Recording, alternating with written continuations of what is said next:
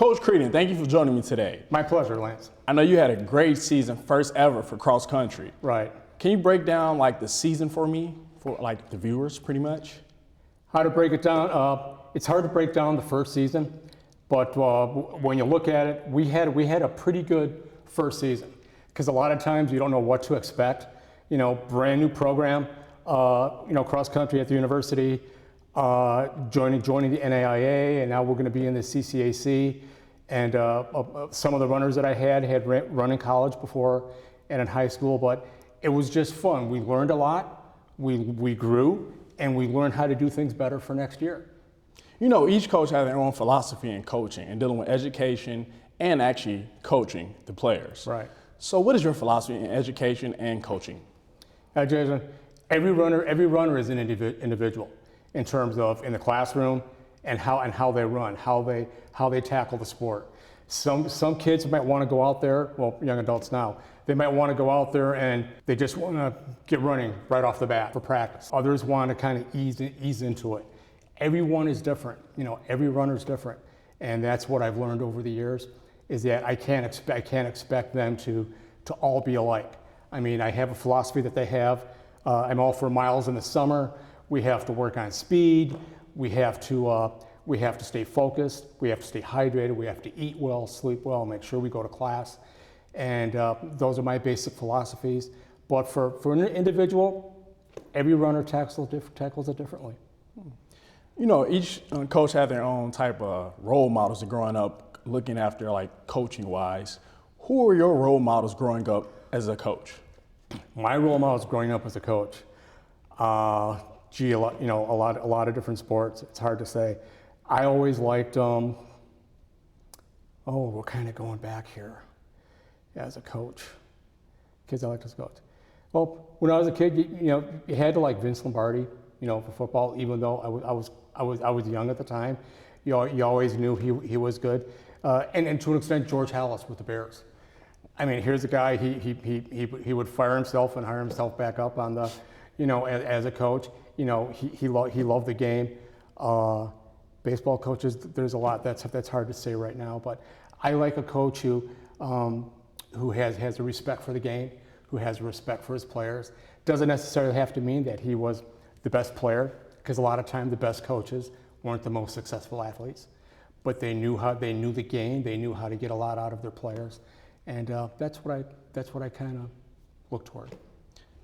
And dealing with practice makes perfect, Coach. Yes. Overall, what do you send your players daily through practice? What is your practice resume? What do you do with your players daily?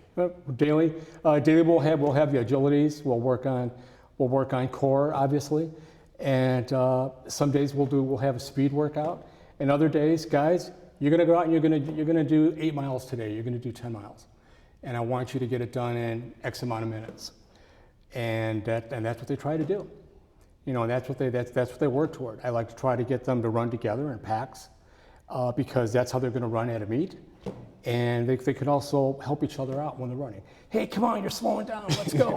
And come on, you got to stay with us. But I have different things that you do every day, what you have to do. You have to work on miles, you have to work on speed, and exercises, core, obviously, agilities, workouts. Do everything you can not to get injured. You have a great core of players overall. How do you deal with each person personality-wise? Like I said, every person is different. Some of my runners, they like the rah-rah thing. They like to be encouraged all the time. And then others say, that's good, coach. I appreciate that. And they don't need as much nurturing. They don't need as much backslapping. And then other guys really need that, or some of the other girls, they really need that nurturing. They really need that positive reinforcement. And you just have to know what they, you learn what they want, what works best for them. And what works best for them is going to work best for myself as a coach. I see you have a long resume of coaching. You've been coaching over 15 years. Yeah.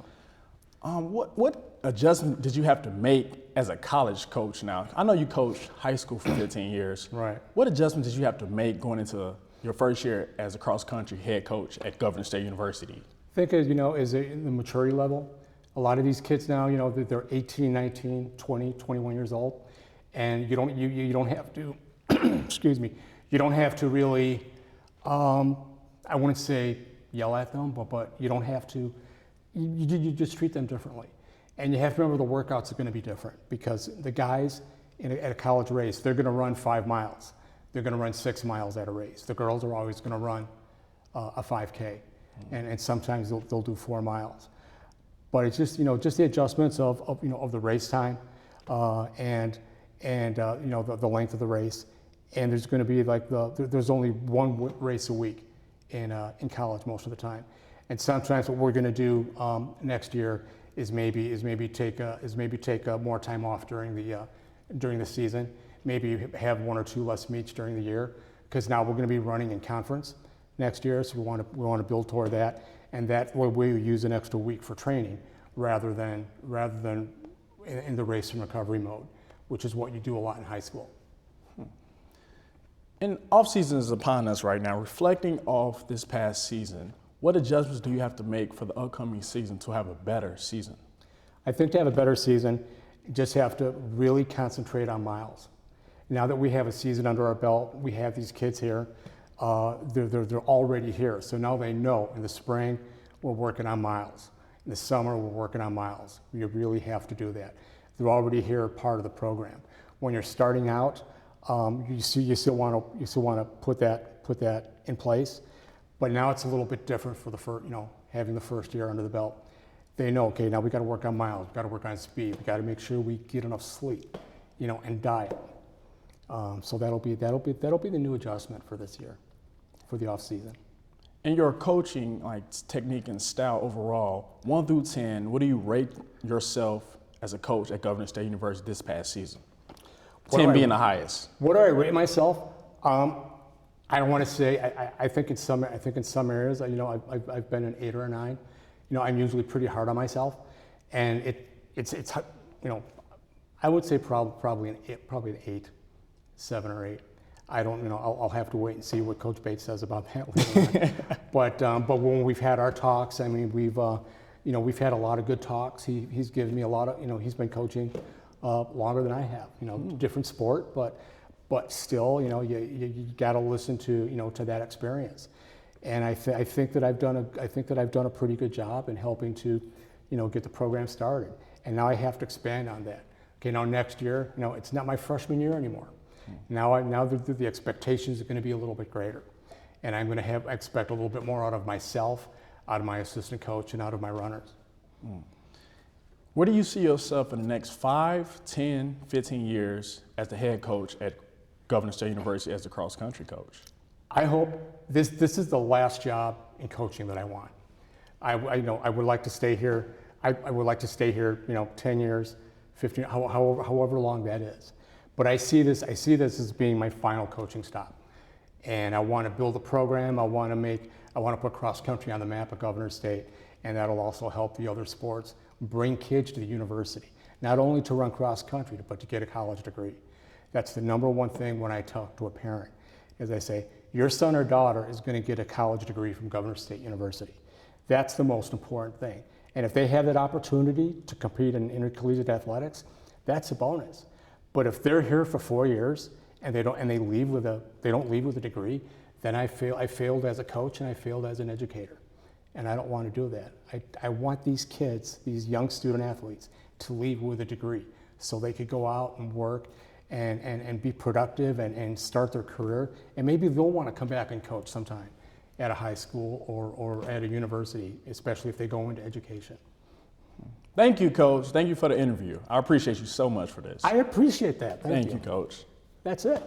That's it. Is that a wrap? That is a wrap. We're done. We're done?